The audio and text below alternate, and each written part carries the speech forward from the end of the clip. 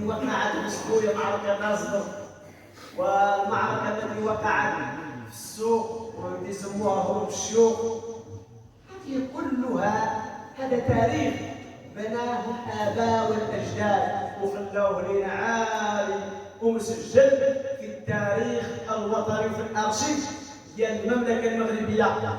وإن دل هذا على شيء فإنما يدل على الزيارة الملكية التي قام بها والدي سيدي محمد الخامس والحسن الثاني إلى سوريا سنة 2007. هذا يعطي واحد رمزية ويعطي واحد الدلالة، واحد الاعتراف بما قامت به هذه القبيلة وغيرها من القبائل بعضها. ذلك اليوم نعيش هذا الحدث السعيد هي ثورة الملك والشعب، وقد تزامنت مع موسم حملة القرآن الكريم والنزاهة في زاوية سيدي إبراهيم الحسين ويرين. واليوم كذلك في سبوية هناك عدة دواوين تحتفل وتحتفل بنزاهة، يعني مثلا الحمد لله ما زال نزاهة غادية وسايرة في القبيلة. وهذا العام الحمد لله عرف واحد المساهمة، واحد المشاركة في الدواوين الحمد لله في القبيلة، يعني تبارك الله بخير تبارك الله. لذلك حتى لا أطيل أرحب بالجميع وأشكر أقول أحفاد ولي الصالح سيدي إبراهيم الحسين، لأن الأحفاد ديالو ماشي غير الكويرين وإنما كاينين في الدواوين ديال القبيلة كلها. ما يسمى بذو الخيلة، ما يسمى بواحد عادات الطيار معروف هو اللي إلى اللقب عنه ديال ذو الخيلة ويزيد. إذا هنا راه واحد الزاوية احنا لما لا ولما لا تصبح مدرسة عتيقة وتلعب الدور ديالها؟ علاش؟ لأنها زاوية متابعة لوزارة الأوقاف والشؤون الإسلامية منذ بداية الثمانينات بصفة رسمية. ولذلك الله يجزيكم بخير أحفاد ولي الصالح، جماعة ويرين، جماعة القاقرة بدون استثناء، مشيخة العبادة، القبيلة ككل. وكنشكروا المحسنين الذين ساهموا في بناء هذا الفضاء وهذه الزاوية اللي كتشوفوها، وعلى رأس الحاج عمر الصيون، الحاج مبارك المساوي، الحاج الحسين الراجي، السيد الدكتور إبراهيم الصيون وغيرهم من الناس اللي ساهموا بالقليل وبالكثير، والناس اللي خدموا الجمعية ديال هذه الزاوية، الجماعة المحسنين خارج داخل هذه المنطقة وخارجها اللي لعبوا واحد الدور ووفروا لنا هذا الفضاء ديال الزاوية. الحمد لله أن فيه واحد العدد تبارك الله ديال الفقهاء وديال حملة القرآن وديال الأعيان ديال القبيلة وديال الوجهاء وديال الضيوف وديال المحسنين وديال المجتمع المدني وديال يعني كل حاجة هنا ولله الحمد. الحمد لله هذا خير الذي يجب علينا أن نرفع من هذه القيمة ديال كما أشار السيد الدكتور أن الحمد لله يعني كل شيء هذه المسائل فيها واحد المسألة اللي هي أفضل، هي صلة الرحم والتواصل فيما بيننا، ولا ننسى عنا الخصومات والنزاعات وسوء التفاهم الذي يقع بين في القبيلة وفي الدواب وما أكثر.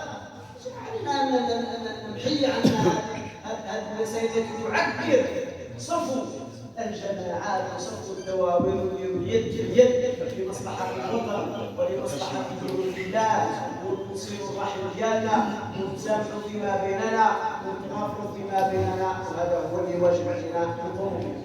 فباسمكم جميعا نشكر أحفاد ولي الصالح سيدي إبراهيم. كما قلت لكم أننا كنعقلوا أن يوم الاثنين ويوم الخميس كيكون قبلة للزوار، ويجيبوا الهدايا ويجيبوا اللي مريض ويجيبوا كذا، ماشي معنى أنه بعض الناس يبالغوا تقول لك هذيك شركيات وهذا بدع، لا. الاعتقاد ديالنا في الله سبحانه وتعالى، التوحيد ما نعرفوا الا الله جل وعلا وسيدنا محمد صلى الله عليه وسلم، والاجماع ديال اهل السنه والجماعه لكننا كل بلاصه وكل قبيله عندها الاولياء ديالها وعندها العلماء ديالها وعندها الصلحاء ديالها الذين يحظون باحترام كبير من لدن الساكنه سواء كانوا على قيد حياه او ميتين. ولذلك اقول لكم بان مسجد ويرين زاويه ابراهيم الحسين مر منها فقهاء اجلاء، مر منها فقهاء أجلاء، ونذكر من بينهم فقيها كان يحكى لنا عنه وربما هو من بيت عبد الله، وكان في هذا المسجد وكان عالما ربانيا كريما.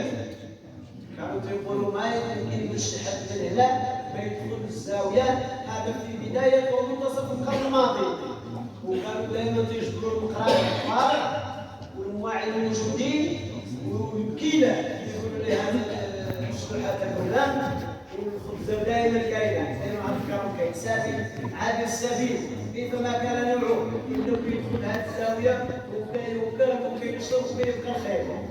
ومر منها الائمه من بين ابناء المنطقه الذين كان اماما وله دورا في اخر حياته هو ابراهيم البحراوي الذي كان اماما في هذا المسجد مش بعيد في التسعينات على ما اعتقد، ولعب دورا هاما في اواخر الحياه العمريه. كان يعني مع السيد حبيب واحد المجموعه وتيجوا عند المحسنين وبناو هاتوا وجدار وفليلان ونهارا وجميع المحسنين مشاو لطنطا مشاو للعيون مشاو للاكادير مشاو الحمد لله حتى حققوا جزاهم الله خير. وادعو ابناءه واحفاده ما يخلوش هذا المشروع يضيع وما يخلوش هذا الورش يضيع، وهذه المسائل كما يعني دافعوا عنها اجدادنا بحث احنا وصلنا الوقت خاصنا نصموا البصمه ديالنا وخاصنا نكونوا الدور ديالنا ماشي غير هنا وانما في جميع الدواوين. الحمد لله كما قلت النزاهه هي كتنتهي اصلا قديما من انفاليس، لكن يعني في بدايه منتصف القرن الماضي وكذا وكان الطلبه ديال القبيله كان ياخذ القبائل العمرانيه يكون عندهم مقدم واول مقدم عندنا في قبيله سوريا الطلبه هو سيدي ابراهيم محدى، ثم جاء من بعده السي ابراهيم العلاوي، ثم جاء من بعده السي محمد الناجم، ثم جاء من بعده السي بوجمع البن. هذو كانوا مقدمين تقليديين. ولذلك جاءت الفكره سنه 2014 وقلنا لما لا نواكبوا العصر ونأسسوا جمعيه بدل المقدم. وفعلا هذه المحسنين ديال الله يجازيهم خير طلعوا الفقهاء ديالها اجتمعنا في مركز السوق واسسنا جمعيه ويعني كانوا من